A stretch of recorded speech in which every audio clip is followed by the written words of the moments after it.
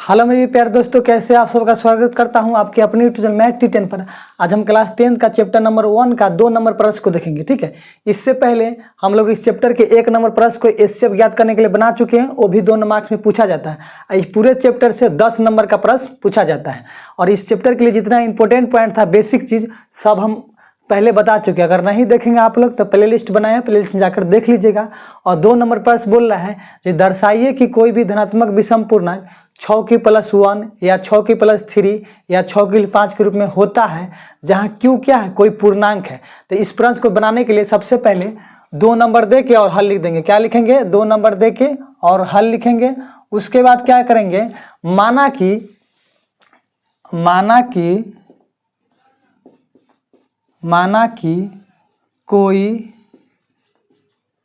कोई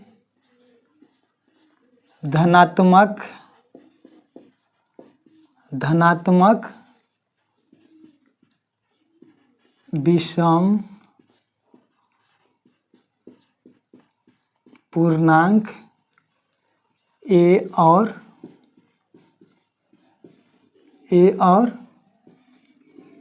बी है।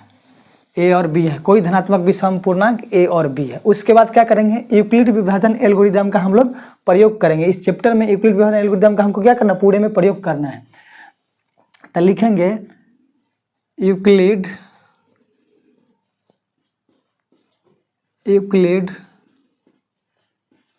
विभाजन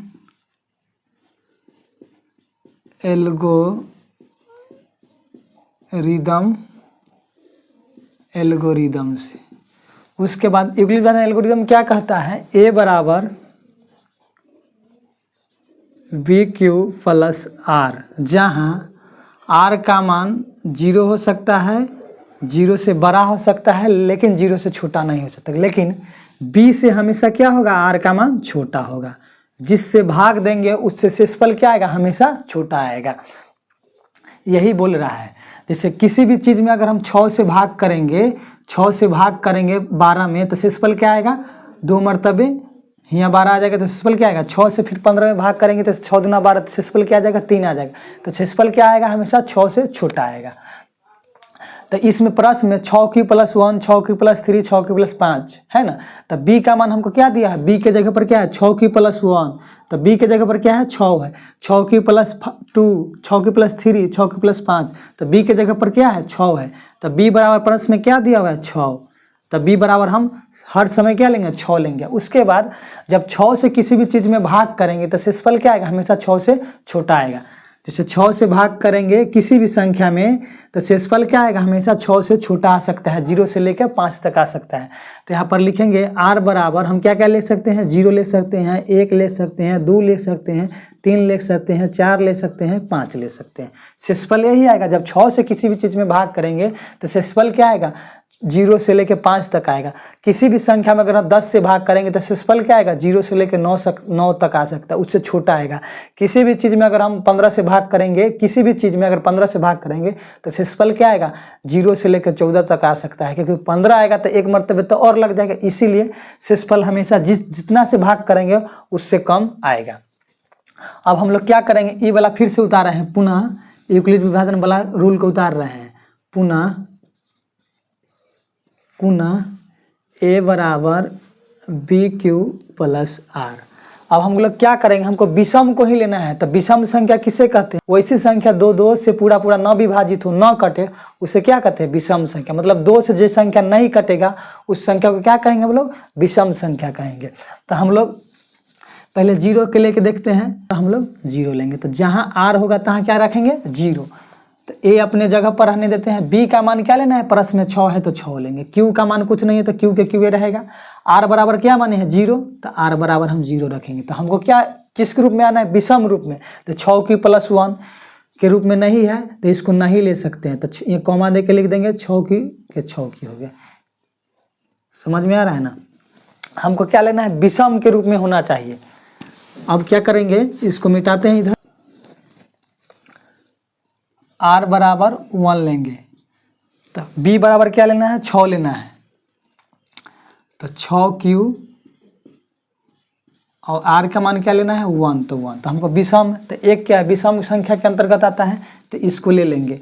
उसके बाद क्या लेंगे, आर बराबर हम 2 लेंगे, तो ये भी सम संख्या है तो नहीं लेंगे, तो 6 क्यूब हो जाएगा और प्लस 2 हो जाएगा, तो इसको भी नहीं लेंगे। हमको क्या लेना, आर बराबर क्या लेंगे 3, क्या लेंगे 3,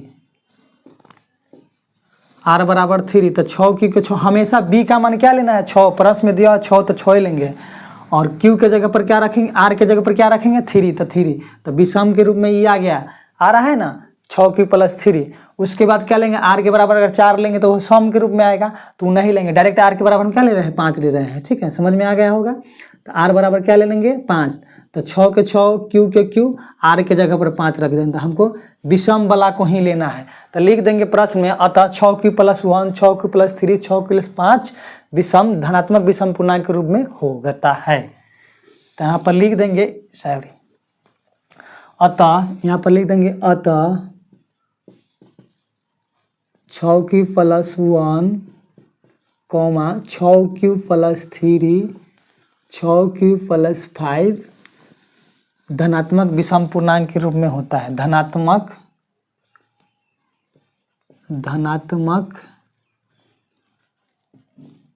विषम, नीचे नहीं लिखे, ऊपर ले, धनात्मक विषम के बाद ऊपर लिख देते विषम पूर्णांक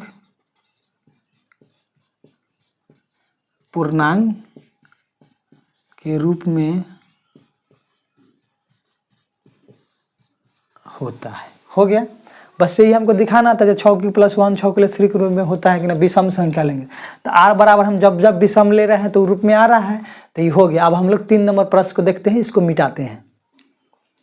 3 नंबर प्रश्न क्या बोला है, किसी परेड में 6 से 16 सदस्यों वाली एक सेना आर्मी की टुकड़ी को 32 सदस्यों वाले एक आर्मी बैंड के पीछे मार्च करना है।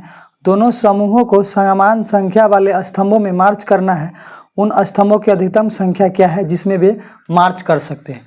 मतलब दोनों ओर से समान संख्या वाला हमको लाइन क्या करना है, इधर से भी और इधर से भी समान संख्या वाला हमको लाइन को लिखना है, कितना लग सकता है वही हमको निकालना है। तो जब भी प्रश्न में अधिकतम का चर्चा हो, चाहे सबसे अधिक क्या से क्या हो सकता है, तो इस तरह का जब भी प्रश्न आएगा ना तो इसको इससे ज्ञात करना है। और जब भी प्रश्न में सबसे कम का चर्चा हो, चाहे न्यूनतम का चर्चा हो, न्यूनतम क्या हो सकता है, चाहे सबसे कम से कम क्या हो सकता है, तो उसमें एलसीएम हम लोग लघुत्तम ज्ञात कर लेंगे। तो सबसे पहले 1 नंबर जैसे प्रश्न बना है ना वैसे इसको हम बनाते हैं।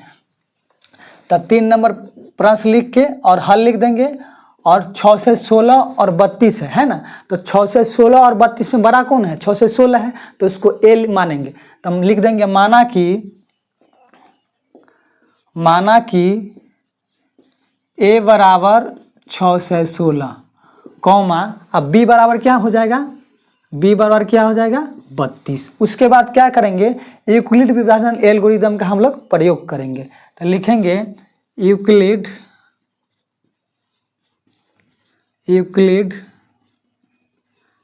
विभाजन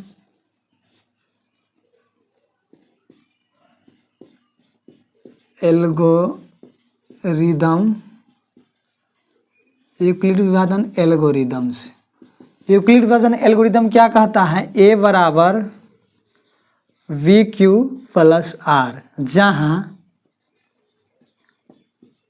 आर का मान 0 हो सकता है, 0 से बड़ा हो सकता है, लेकिन बी से हमेशा क्या होगा, जिससे भाग देंगे उससे शेषफल क्या आएगा, हमेशा छोटा हो सकता है। आर का मान 0 हो सकता है, 0 से बड़ा हो सकता है, लेकिन बी से हमेशा क्या होगा, छोटा होगा। यही इसको कहने का मैं सेंस है।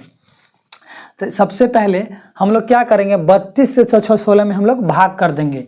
तो 32 से 6 से 16 में हम लोग भाग कर देंगे, तो 2 मरतबे 64 हो जाएगा, तो 1 मरतबे ही लगेगा।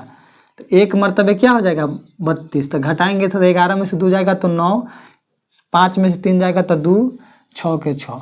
अब कई मरतबे लगेगा 296, तो 9 10 मरतबे हो जाएगा 300 में 320, तो 9 मरतबे लगेगा, तो 9 दूना 18, 9 3 27 1 28। अब क्या हो जाएगा, 16 में से 8 जाएगा तो 8 हो गया। उसके बाद क्या करेंगे, शेषफल क्या बच गया, 8 बच गया। तो अब क्या करेंगे, जब संख्या ऊपर खत्म हो जाता है ना, तहाँ से घेर के और जिससे पहले भाग दिए थे उसको उतार के हम लोग भाग करते हैं। तो यहाँ पर 32 उतारेंगे और 32 से 8 में भाग करेंगे तो क्या मरतबे कटे 8 से 32 में भाग करेंगे तो क्या मरतबे लगेगा 4 मरतबे, तो 8 चौक 32 हो जाएगा। शेषफल क्या हो गया 0। तो जहाँ 0 बच जाता है, जहाँ 0 बचता है ना उससे बाएं तरफ जो होता है ना वही एस शेप होता है। तो बाएं तरफ क्या है 8, तो ही 8 हो जाएगा एस शेप, 8 गो स्तंभ की संख्या हो जाएगा। तो सबसे पहले बिचला जो होता है ना ई ए होता है, ई भाज्य होता है, और जिससे भाग दिया जाता है वो होता है भाजक, ई बी होता है, और जय मर्तबे लगता है वो होता है क्यू। समझ में आ रहा है ना।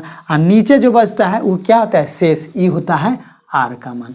तो पहली बार जब भाग किए तो ए का काम 6 से 16 करेगा, बी का काम 32 करेगा, और क्यू का काम 19 करेगा, आर का काम क्या करेगा 8 करेगा। तो जहाँ जहाँ जिसका मान से रख देते, तो ए का मान क्या है 6 से 16, तो 6 से 16 रख देंगे।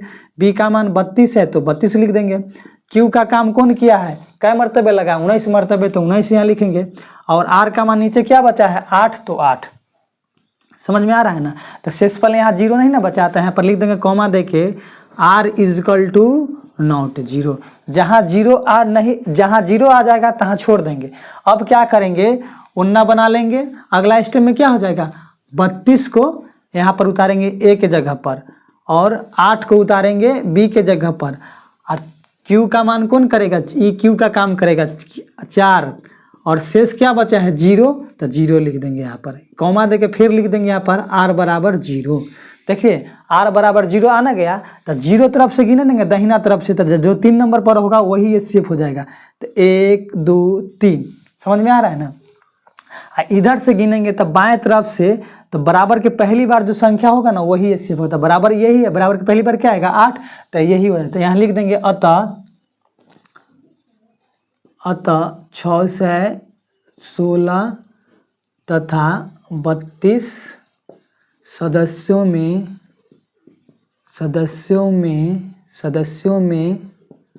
कुल स्तंभों की संख्या क्या होगा 8 होगा। क्या होगा 8 होगा। यही हमको निकालना था, ठीक ना। आपको अगर आता होगा तो भाग विधि से बना के बारी बारी से स्टेप रख लीजिएगा। न तो 6 से 16 में कितना से गुना करें और क्या जोड़ेंगे जो हमको 6 से 16 पूर जाना चाहिए। फिर अगला संख्या में 32 लिख रहे हैं, तो 32 इधर 8 में कितना से गुना करेंगे और क्या जोड़ेंगे जो हमको 32 पूर जाएगा। यही इसको कहने का सेंस है, ठीक है। अगर अच्छा लगा होगा तो लाइक सब्सक्राइब जरूर कीजिएगा और शेयर भी कीजिएगा। मिलते हैं नेक्स्ट वीडियो में।